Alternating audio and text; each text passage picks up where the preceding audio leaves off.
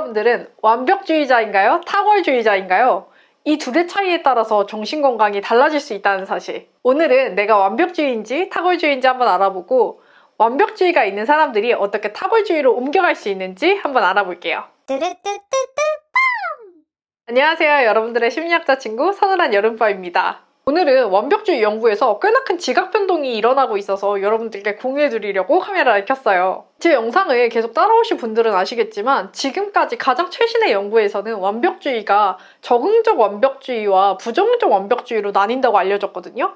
그런데 더 최근의 연구에서는 적응적 완벽주의가 아니라 탁월주의로 불러야 된다는 이야기가 나오고 있어요.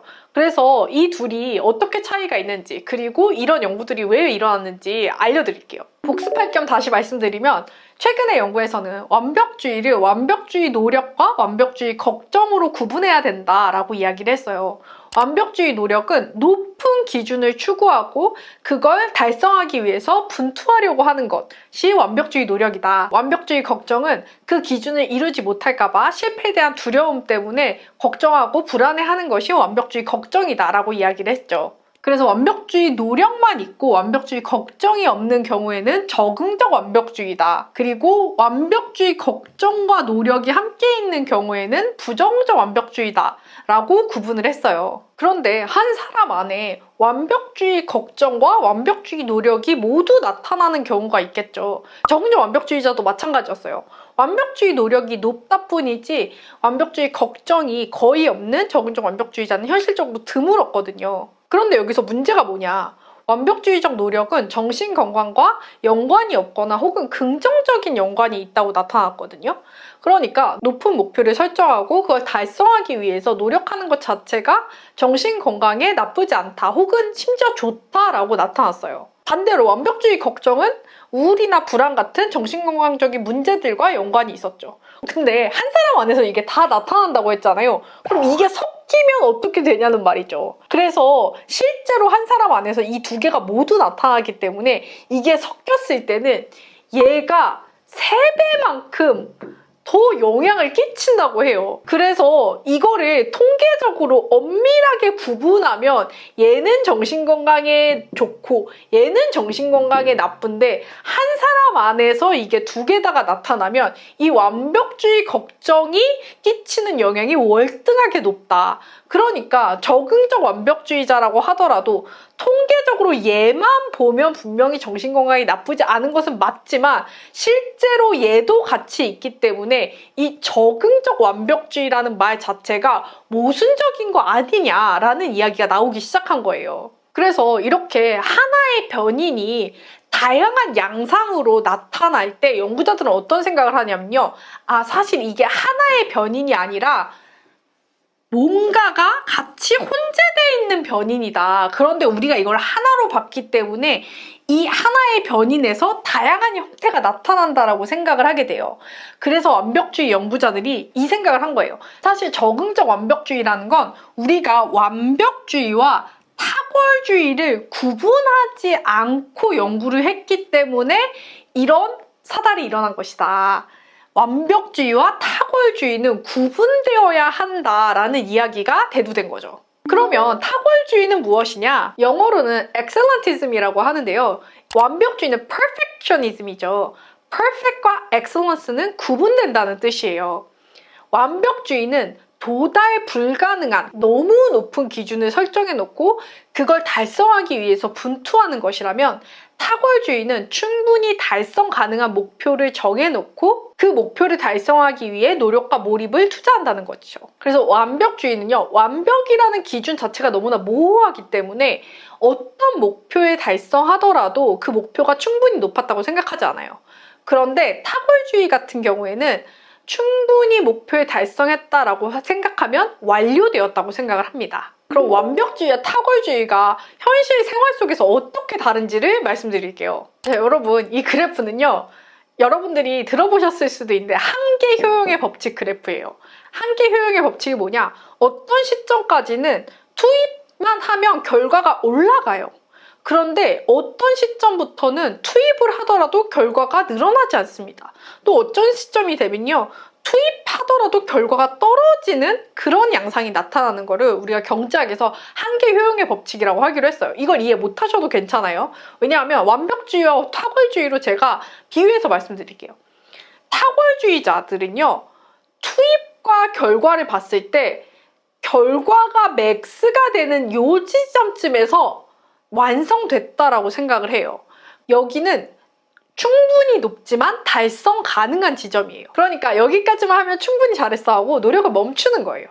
그런데 완벽주의자들은 너무 높은 기준을 추구하기 때문에 계속 노력해요. 계속 노력해서 여기까지, 심지어 여기까지 내려갑니다. 왜 학창시절에 보면 그런 친구들 있잖아요. 엄청 말도 안 되게 미치도록 노력하는데 성적은 안 나오는 친구들. 그런 친구들이 완벽주의가 있었을 가능성이 높아요. 왜냐하면 인생이라는 거는 하나의 태스크만 있는 게 아니잖아요. 시험을 보더라도 다양한 과목들이 있죠. 그런데 하나에서 너무 다 진을 빼버리니까 오히려 전반적으로 봤을 때는 효용이 떨어지게 되는 거예요. 완벽주의자와 탁월주의자의 또 하나의 차이는요.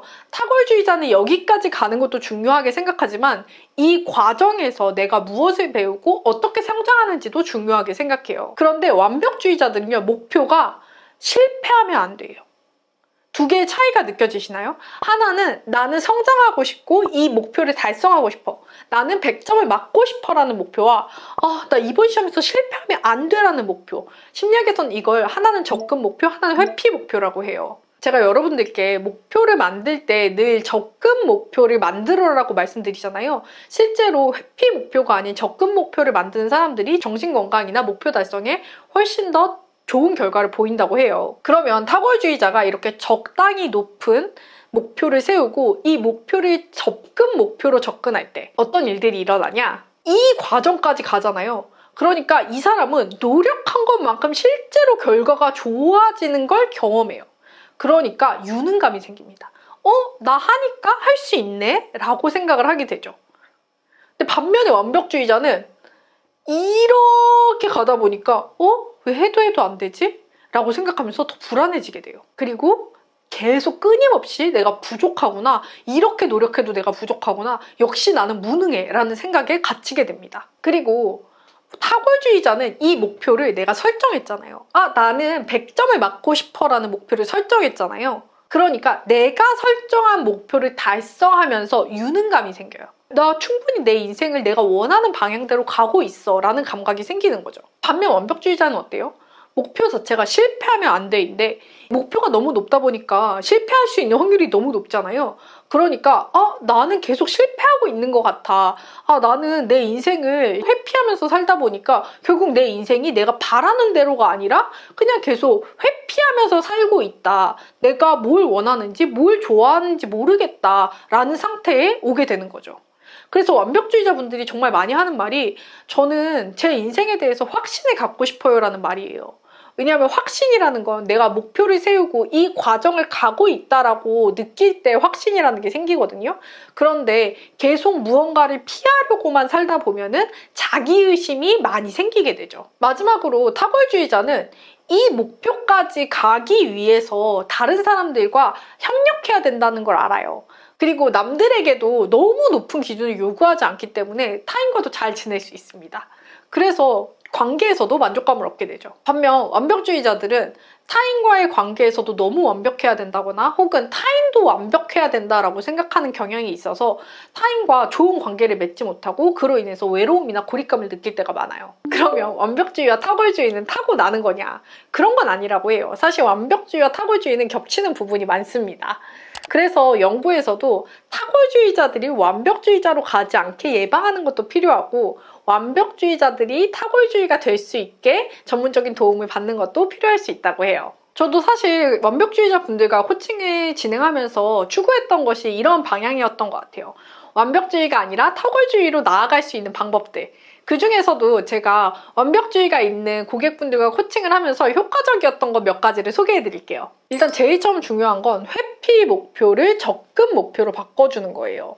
그게 무슨 말이냐면 난 이 보고서를 절대 실패하면 안 돼 라고 생각하는 게 아니라 유용한 보고서를 쓰려면 어떻게 해야 되지? 라고 질문을 바꿔주는 거예요. 여러분들이 어떤 태스크를 마주했을 때 공부량이 너무 많아요. 논문을 써야 돼요. 아, 난 이거에서 실패하면 안 돼. 졸업을 못하면 안 돼. 이 시험에 떨어지면 안 돼. 가 아니라 실제로 논문을 잘 쓰려면 어떻게 해야 되지? 공부를 효율적으로 하려면, 이 내용들을 머리에 잘 넣으려면 어떻게 해야 되지? 라고 하면서 실패하면 안 돼라는 생각이 아니라 이걸 달성하기 위해서는 어떻게 해야 될까로 초점을 옮겨주는 거죠. 우리가 운동할 때, 운동을 배워보신 분들은 아시겠지만 늘 시선을 어딘가에 고정하라고 해요. 왜 시선을 고정하라고 할까요? 시선을 고정하면 몸 전체가 그 방향으로 따라가게 돼요. 그래서 목표도 마찬가지예요. 목표는 우리의 시선이거든요. 시선은 우리가 실패하면 안 되라고 하면 성공하는 방법을 알 수 없어요. 그래서 반대로 어떻게 하면 이 목표를 달성할 수 있을까의 시선을 고정해야 그 방향으로 노력들이 따라가게 됩니다. 그런 맥락에서 어떻게 하면 이 목표를 달성할 수 있을까? 결과에도 집중해야 되지만 더 중요한 건 바로 이 과정에서 무엇을 배울 수 있을까를 리마인드 해줘야 우리가 계속 동기를 가지고 이 과정에 집중할 수 있어요. 예를 들어 시험이라면 이 시험에서 내가 무엇을 제대로 익혀야 이 시험을 잘 볼 수 있는가? 논문이라면 이 과정에서 내가 무엇을 제대로 배워야 이 논문을 완성하는 것이 의의가 있는가? 어떤 보고서라면, 프로젝트라면 이 보고서를 통해서 내가 무엇을 가져가야 나중에 이직할 때 이 경험들을 내 포트폴리오에 넣을 수 있는가? 이런 것들을 잘 리마인드 하면서 노력해야 실제로 그 목표를 달성할 확률이 높아지겠죠. 두 번째 중요한 포인트는요. 결과가 아니라 과정을 통제하려고 하는 거예요. 시험에서 좋은 결과 내기, 어떤 사람과 친해지기, 프로젝트에서 좋은 평가 받기, 타인과 관련된 것들은 내가 통제하기가 매우 어려워요. 그래서 내가 통제할 수 있는 것들을 목표로 잡는 거예요. 예를 들어 제가 유튜브 몇만 되기, 이건 제가 어떻게 할 수 없어요. 대신에 꾸준히 유튜브 찍기는 제가 할 수 있는 거죠. 마찬가지예요. 프로젝트 좋은 평가 받기, 통제할 수 없어요. 대신에 하루에 30분 서치하기는 할 수 있죠. 내가 목표를 세울 때 이 목표가 과연 내가 통제할 수 있는 것인가, 내가 달성할 수 있는 것인가를 늘 염두에 두고 목표를 세워보세요. 세 번째는 제가 늘 강조하는 부분인데요. 바로 목표에 따라서 예산을 배정하는 거예요. 아까 완벽주의자가 힘든 이유는 분명히 그 한계효용 법칙에서 피크를 찍은 다음에도 계속 노력을 이어가기 때문에 오히려 결과가 안 좋아진다고 말씀을 드렸죠. 그걸 방지할 수 있는 건 내가 가진 시간 예산에 따라서 목표의 배분을 해주는 거예요. 이 일을 언제까지 끝낼 수 있을까? 라는 질문은 의미 없는 질문입니다. 이건 마치 가방을 사는데 얼마가 필요해? 라는 질문과 비슷해요.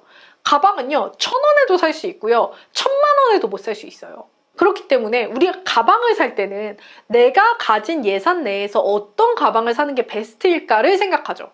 그런데 왜 시간은 무한하다고 생각하시나요? 마찬가지로 내가 가진 2시간 안에서 이 일을 해결하려면 어떻게 해야 될까로 질문을 바꿔야 되는 거예요. 근데 2시간이 끝났는데 일이 안 끝났어요 라고 하면 어떻게 해야 되냐? 최대한 2시간 안에 하고 넘어가야 돼요. 넘어가고 그 다음에 남는 시간에 그 일을 보완하는 방법들을 연습하셔야 돼요.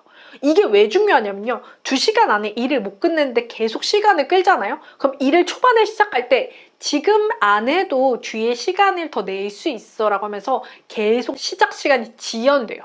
딴짓을 하면서 자꾸 미뤄요. 왜? 나는 뒤에 시간이 있다고 생각하니까. 그래서 제가 코칭을 할 때 늘 강조하는 게 시간 안에만 딱 하고 넘어가야 돼요.